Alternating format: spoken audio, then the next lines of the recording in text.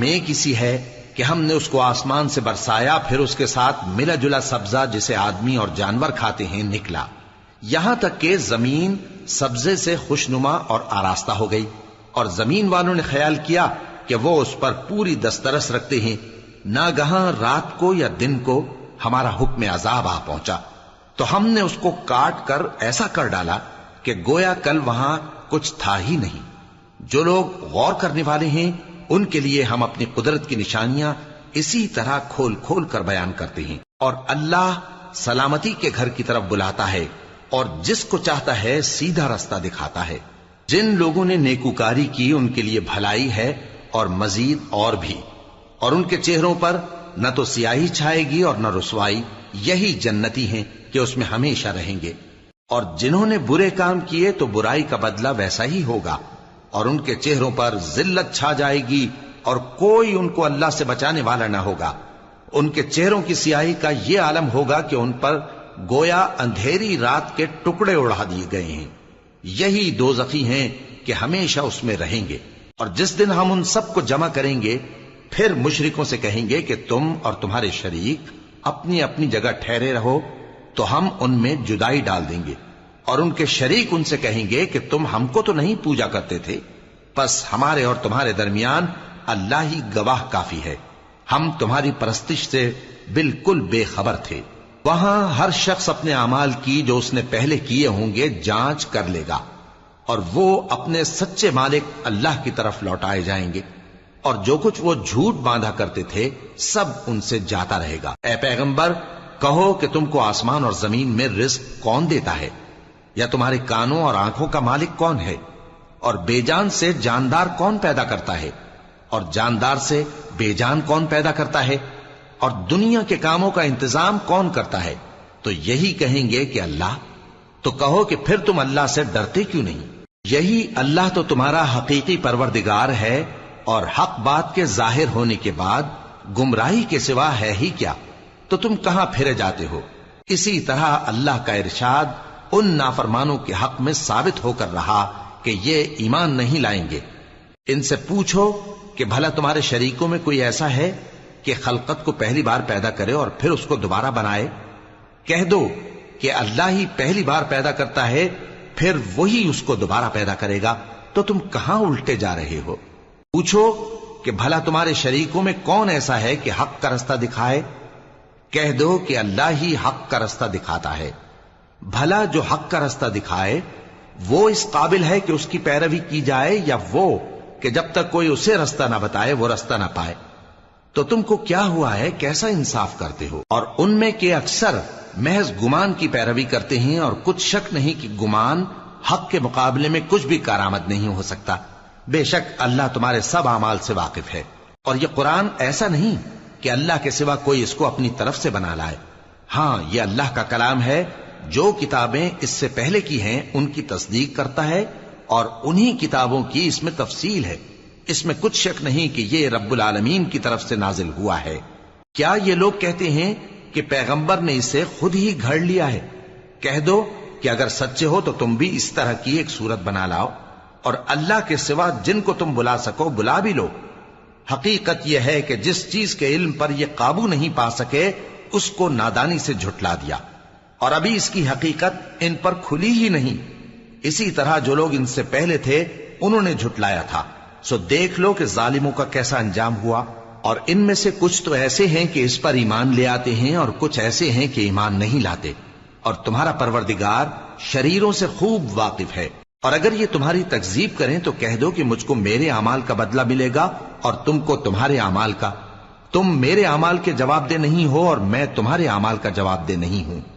اور ان میں بعض ایسے ہیں کہ تمہاری طرف کان لگاتے ہیں، تو کیا تم بہروں کو سناؤ گے اگرچہ کچھ بھی سنتے سمجھتے نہ ہو؟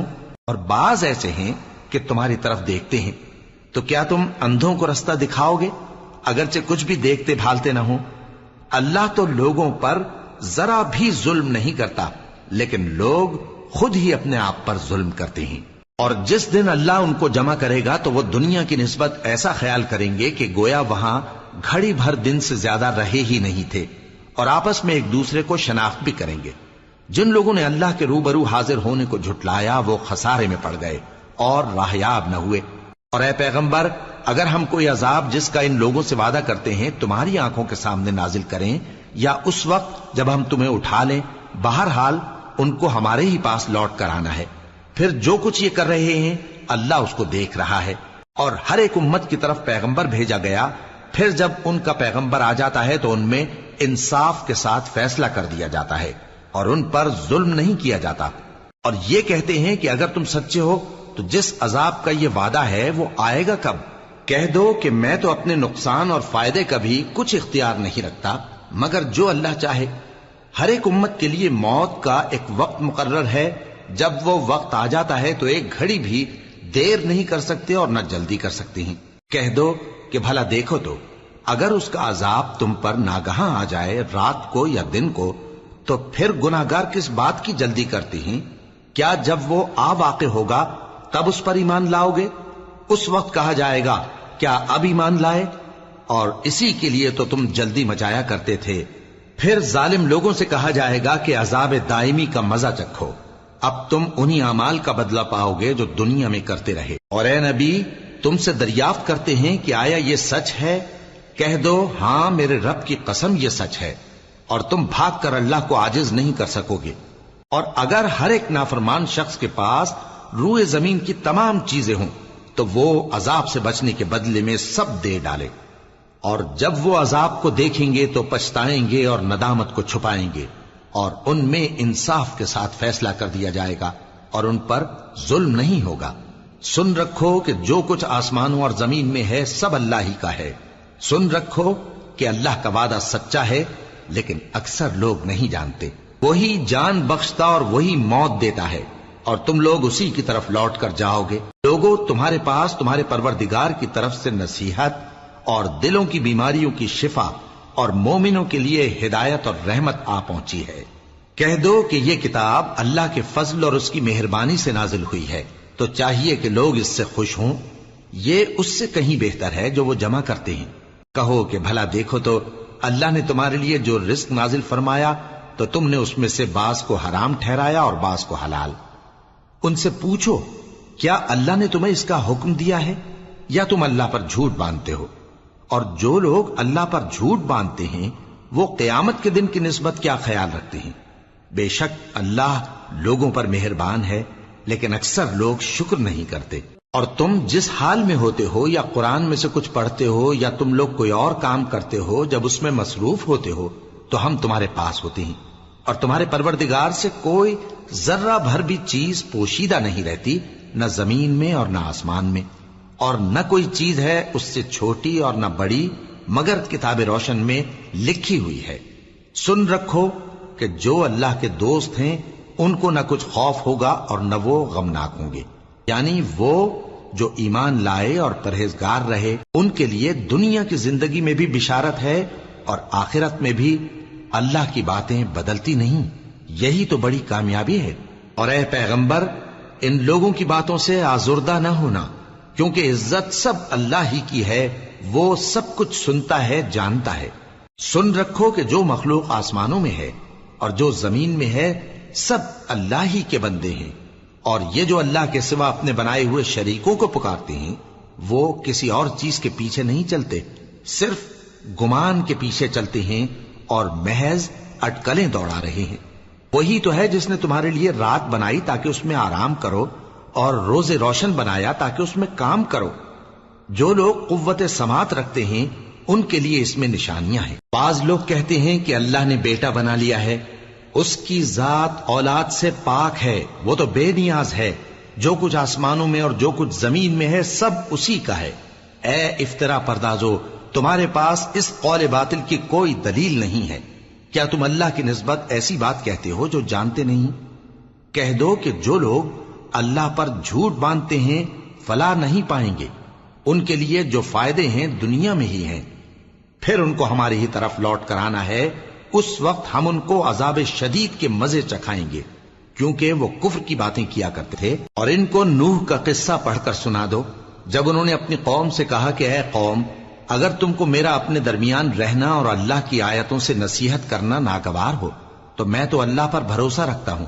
تم اپنے شریکوں کے ساتھ مل کر ایک کام جو میرے بارے میں کرنا چاہو مقرر کر لو، اور وہ تمہاری تمام جماعت کو معلوم ہو جائے اور کسی سے پوشیدہ نہ رہے. پھر وہ کام میرے خلاف کر گزرو اور مجھے مہلت نہ دو. اب اگر تم نے منہ پھیر لیا تو تم جانتے ہو کہ میں نے تم سے کچھ معاوضہ نہیں مانگا. میرا معاوضہ تو اللہ کے ذمے ہے، اور مجھے حکم ہوا ہے کہ میں فرما برداروں میں رہوں. پھر ان لوگوں نے ان کی تکذیب کی تو ہم نے ان کو اور جو لوگ ان کے ساتھ کشتی میں سوار تھے سب کو طوفان سے بچا لیا اور انہیں زمین میں خلیفہ بنا دیا، اور جن لوگوں نے ہماری آیتوں کو جھٹلایا ان کو غرق کر دیا.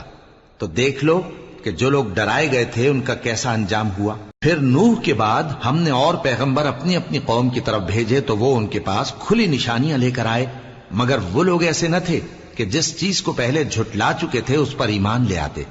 اسی طرح ہم زیادتی کرنے والوں کے دلوں پر مہر لگا دیتے ہیں. پھر ان کے بعد ہم نے موسیٰ اور ہارون کو اپنی نشانیاں دے کر فرعون اور اس کے سرداروں کے پاس بھیجا، تو انہوں نے تکبر کیا اور وہ گناہگار لوگ تھے. تو جب ان کے پاس ہمارے ہاں سے حق آیا تو کہنے لگے کہ یہ تو کھلا جادو ہے. موسیٰ نے کہا کیا تم حق کے بارے میں جب وہ تمہارے پاس آیا یہ کہتے ہو کہ یہ جادو ہے، حالانکہ جادوگر فلاں نہیں پانی کے؟ وہ بولے کیا تم ہمارے پاس اس لیے آئے ہو کہ جس راہ پر ہم اپنے باپ دادا کو پاتے رہے ہیں اس سے ہم کو پھیر دو، اور اس ملک میں تم دونوں ہی کی سرداری ہو جائے، اور ہم تم پر ایمان لانے والے نہیں ہیں. اور فرعون نے حکم دیا کہ سب کامل فن جادوگروں کو ہمارے پاس لے آؤ. چنانچہ جب جادوگر آئے تو موسیٰ نے ان سے کہا کہ جو تم کو ڈالنا ہو ڈالو. پھر جب انہوں نے اپنی رسیوں اور لاٹھیوں کو ڈالا تو موسیٰ نے کہا کہ جو چیزیں تم بنا کر لائے ہو جادو ہے، اللہ اس کو ابھی نیست و نابود کر دے گا. اللہ شریروں کے کام سنوارا نہیں کرتا، اور اللہ اپنے حکم سے سچ کو سچ ہی کر دے گا اگرچہ گناہگار برا ہی مانے. تو موسیٰ پر کوئی ایمان نہ لایا مگر اس کی قوم میں سے چند لڑکے، اور وہ بھی فرعون اور اس کے اہل دربار سے ڈرتے ڈرتے کہ کہیں وہ ان کو آفت میں نہ پھنسا دے. اور فرعون ملک میں متکبر تھا اور کبر و کفر میں حد سے بڑھا ہوا تھا.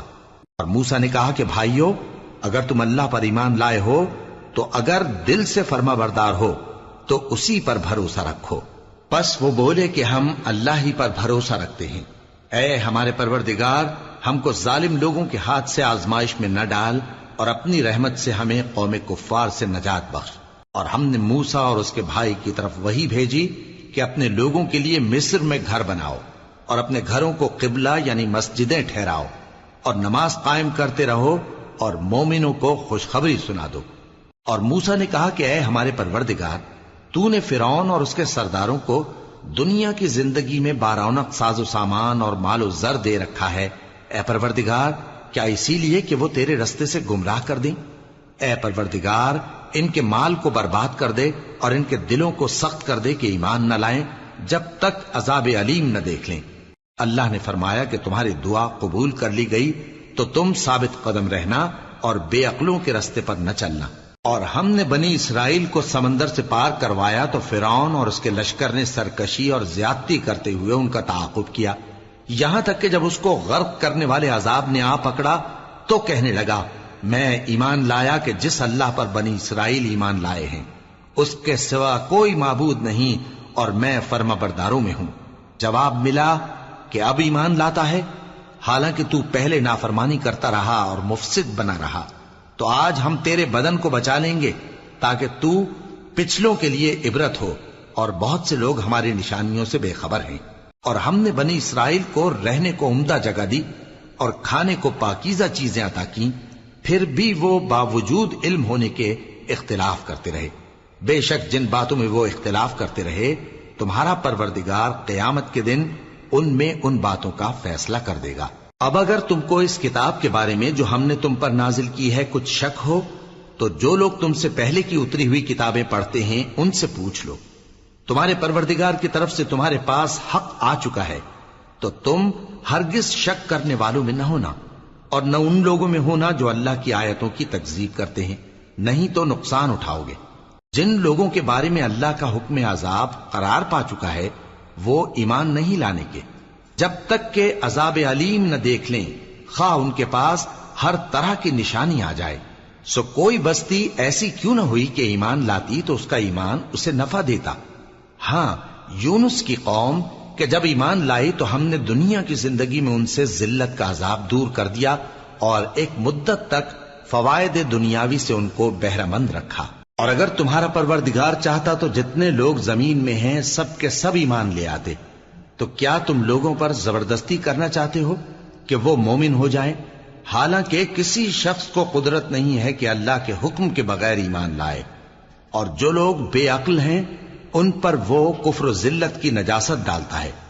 ان کفار سے کہو کہ دیکھو تو آسمانوں اور زمین میں کیا کیا کچھ ہے، اور جو لوگ ایمان نہیں رکھتے نشانیاں اور ڈرانے والے ان کے کچھ کام نہیں آتے۔ سو جیسے برے دن ان سے پہلے لوگوں پر گزر چکے ہیں، اسی طرح کے دنوں کے یہ منتظر ہیں۔